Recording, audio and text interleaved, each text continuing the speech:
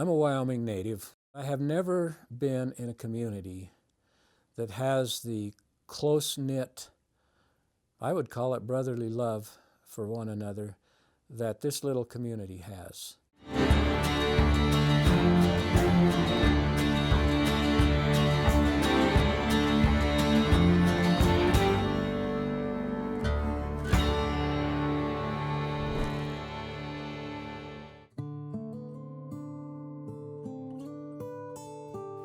Dubois is a very interesting place.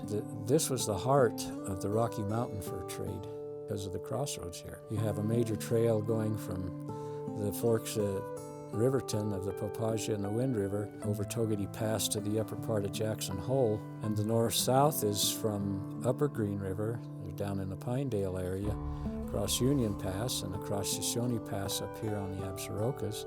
And those were major paleo trails back to the time of the sheep-eater Indians, a branch of the Shoshone who lived in these mountains from the early 1700s.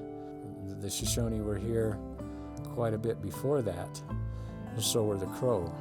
We had Jim Bridger, we had Jedediah Smith, we had John Coulter, we had the Sublette brothers who were key to the Rocky Mountain fur trade, the rendezvous. This was where it happened. Those histories are just incredible about how this country developed and how well known it was by early white people in the expansion of the West. In 1879, one of my heroes, the quintessential cowboy by the name of Andy Manso, came here as a young man about 22 years of age.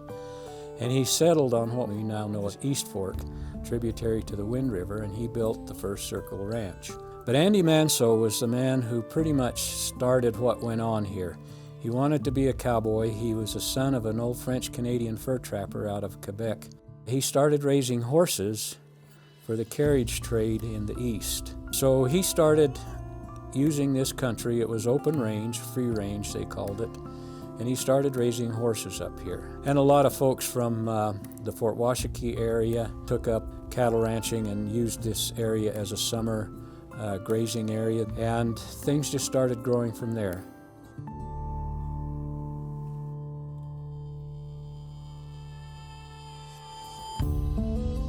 Probably the next biggest industry would have been the tie industry, and that started in 1915. Rails have to float, so to speak, and railroad ties were the cross ties underneath the rails that floated on a bed of rock. Those ties didn't last real long. Even though they were creosoted, they still had to be replaced on a regular basis. The last real tie drive of the cut hand-hewn ties to Riverton, where they were processed, was in 1945. The railroads needed railroad ties all over the country. In those days, all of those ties were cut by hand. They were peeled, cut to length.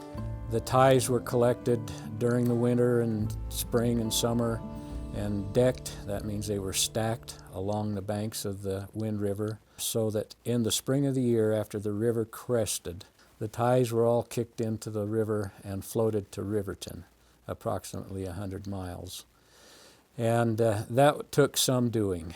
There was a lot of manpower.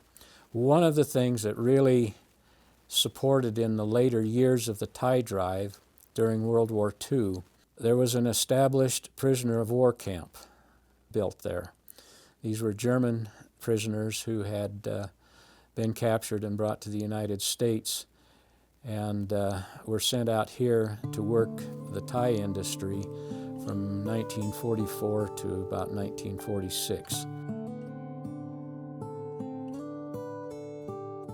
Right now, our primary source of business is a little bit from the Forest Service, the telephone company, the school district, the power company.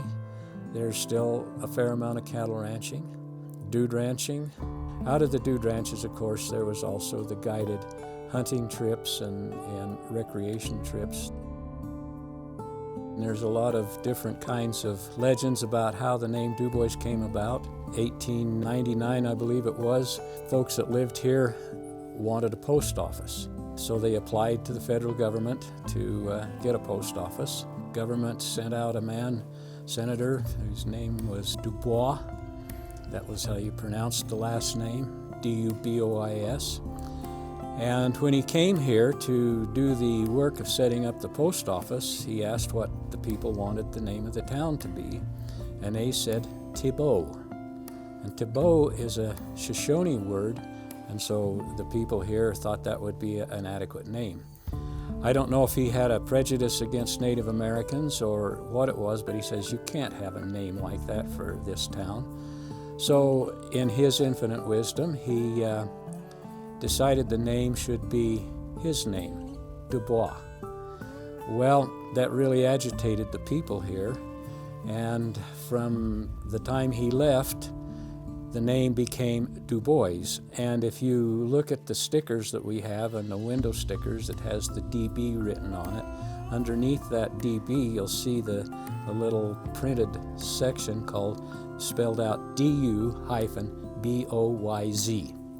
That's how you pronounce it. So that was our retaliation about not getting the name that we wanted. And that's how Dubois got its name.